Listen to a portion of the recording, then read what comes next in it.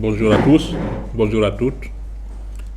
Nous sommes réunis ici cet après-midi pour parler d'une situation qui nous a un peu interpellés au niveau de notre préfecture d'origine, au niveau de notre pays. Il s'agit de l'état de délabrement d'une école primaire qui se trouve à Pita Centre, c'est en Moyenne-Guinée, en République de Guinée.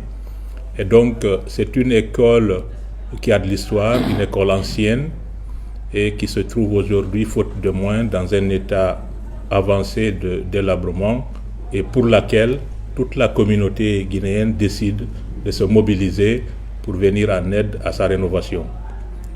Et cette école, pour rappel, a été créée en 1932, après l'école de Timbitouni, qui fut la première école dans la région, créée en 1922, mais qui a pris feu. Et après ça, l'école a été transférée dans cette école qu'on appelle Pita 1, qui se trouve dans la commune urbaine de Pita. Et donc, on a été interpellé ces derniers temps par différentes personnes qui ont pu passer sur place et constater l'état de cette école. Pourquoi on décide de se mobiliser pour sauver cette école? Pour deux raisons. La première raison, c'est le fait qu'aujourd'hui, les personnes qui n'ont pas les moyens d'aller dans le privé sont encore obligées de fréquenter les écoles publiques qui manquent énormément de moyens, et donc l'école n'a pas de budget d'entretien et de fonctionnement et continue à se dégrader de jour en jour. La deuxième raison, c'est le fait que c'est une école qui a une histoire, qui a une âme. C'est une école coloniale, comme vous pouvez le constater sur les images au niveau de l'architecture de l'école. Et c'est une école qui a été fréquentée par les jeunes filles métisses de l'époque coloniale qui fréquentaient cette école-là. On rapporte que l'école a été fréquentée par la première dame de la Première République.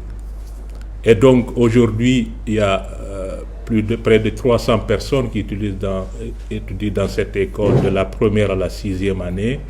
C'est une école constituée de 4 bâtiments, dont un qui est plus dégradé que les autres, mais tous les 4 nécessitent une rénovation lourde pour pouvoir accueillir les enfants et les enseignants dans les meilleures conditions. Ceci dit, nous lançons aujourd'hui ce mouvement pour essayer de fédérer toute la communauté guinéenne, toute la communauté de notre pays, même si en première ligne, les ressortissants de Pita se sont sentis un peu plus impliqués que les autres, mais c'est toute la communauté aujourd'hui qui se mobilise pour essayer de sauver ce patrimoine historique.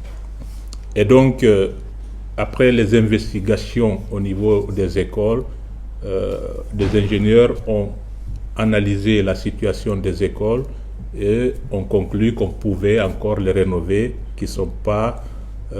on n'est pas obligé de les détruire complètement. Et donc ils ont fait des études pour faire des devis et évaluer le besoin par rapport à la rénovation de ces écoles-là. Cette évaluation aboutit à un budget sans équipement, bien évidemment, puisqu'on va pallier au plus urgent. Aujourd'hui, c'est la structure du bâtiment, s'élève à environ 35 000 euros pour les 4 bâtiments. Et donc, c'est la raison pour laquelle, aujourd'hui, on a commencé par mobiliser les ressortissants et toute la communauté de notre pays s'est mise à nos côtés pour pouvoir sauver ce qui est un patrimoine, non pas de Pita, mais de la République de Guinée.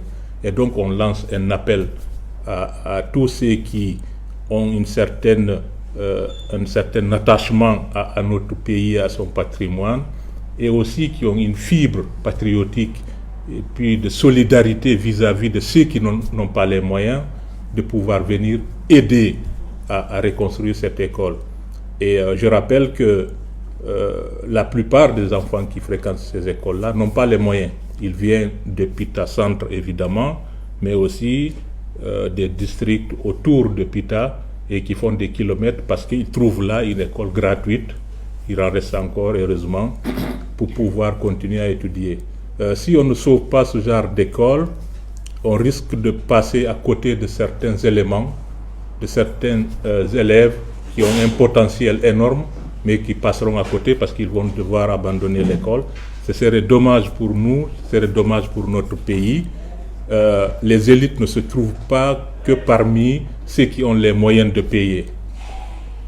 Les doués, les surdoués se trouvent aussi dans les autres communautés. Donc il ne faut pas, faute de moyens, contraindre ces enfants-là d'abandonner l'école.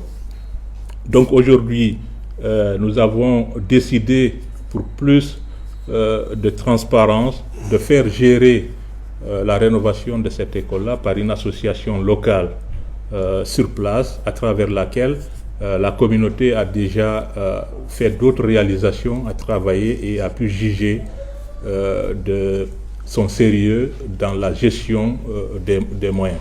Et donc cette association s'appelle Pita Développement, qui se trouve en Guinée, à travers laquelle on a ouvert une ligne Orange Money pour les personnes qui veulent apporter un soutien aussi minime soit-il. Il ne faut pas que la solidarité soit une contrainte pour les uns et les autres. Ce qui est important, c'est de montrer sa solidarité. Ce n'est pas le montant qui est important, c'est de dire, moi aussi je participe, je suis là, en fonction de mes moyens, voilà ce que je peux faire. Petit soit-il, il y en a qui donnent 1 euro, 10 euros, 5 euros, 10 000 francs guinéens, 5 000, peu importe. L'essentiel, c'est d'être parmi les gens qui ont sauvé l'école. Et donc, parallèlement à cette ligne Orange Money, on a ouvert une contribution en ligne que je gère directement ici, à travers laquelle on peut voir la progression au quotidien des apports des uns et des autres. Et par rapport à ce que je disais, que c'est la communauté qui s'engage, quand vous regarderez sur cette plateforme en ligne de dons, vous verrez des noms, des consonances qui n'ont rien à voir avec des noms guinéens. C'est-à-dire que c'est des gens qui n'ont jamais mis pied en Guinée, qui n'ont jamais connu où se trouve Pita. C'est pour vous dire qu'ils ont été sensibilisés par le fait que la cause pour laquelle nous nous engageons est une cause noble qu'il faille coûte que coûte défendre. Voilà, je ne vais pas être long, on aura le temps d'en discuter aussi largement sur les autres aspects de ce projet-là, et on compte aussi faire un compte-rendu régulier de l'avancement de la collecte des fonds et éventuellement des travaux engagés pour la rénovation de cette école. On va associer, bien évidemment, on ne peut pas le faire tout seul, toutes les autorités locales au niveau du ministère au niveau de l'éducation sur place, la direction préfectorale de l'éducation, mais aussi les autorités communales sur place qui sont de notre côté pour nous aider à parvenir à notre objectif. Maurice Kourouma, acteur socioculturel de la diaspora guinéenne de Belgique. Voilà, comme M. Ba vient incessamment de le dire, sur le projet de rénovation de l'école Pita 1, j'adhère totalement à cette initiative, puisque déjà, tout ce qui concerne la Guinée, moi, Maurice, j'y participe. Déjà, c'est quelque chose qu'on veut mettre en place ici à chaque fois qu'il y a quelque chose qui concerne la Guinée, que ce soit ici ou la diaspora, qu'on puisse au moins se fédérer autour de ce type de projet. On a déjà initié par le projet de Kaloum. Je pense bien à travers le projet de Pita. C'est toute la communauté guinéenne ici qui va se sentir concernée. Et on va installer ce mindset, en tout cas cette façon d'agir au sein de notre diaspora, afin que chaque fois qu'il y a quelque chose, qu'on puisse faire apporter notre aide, notre soutien, qu'on l'apporte sans un regard quelconque sur l'origine ethnique régionale du projet. Donc moi déjà, j'ai pris le train en marche. Et solennellement, je mets déjà ma participation à M. Ba, qui est le représentant ici le porteur de projet, on va dire comme ça. Donc c'est ma part de contribution et je remercie déjà à travers tous ceux qui ont participé et contribué au sein du GoFunding, au sein du compte qui est affiché aussi. Donc faites comme moi, puisque c'est une sensibilisation, faites comme moi, mobilisez-vous, participez, ne serait-ce que 1 euro, c'est quelque chose. Je vous remercie. Bonjour à toutes, bonjour à tous. Je suis Cellou Sané Diallo, je suis conseiller communal à la ville de Bruxelles. Comme vous le savez, j'ai un engagement citoyen et solidaire. Voici une initiative citoyenne que j'encourage, que je voudrais que chacun de vous aussi s'implique activement. Nous déplorons en tout cas l'état que nous constatons de l'école depuis tant.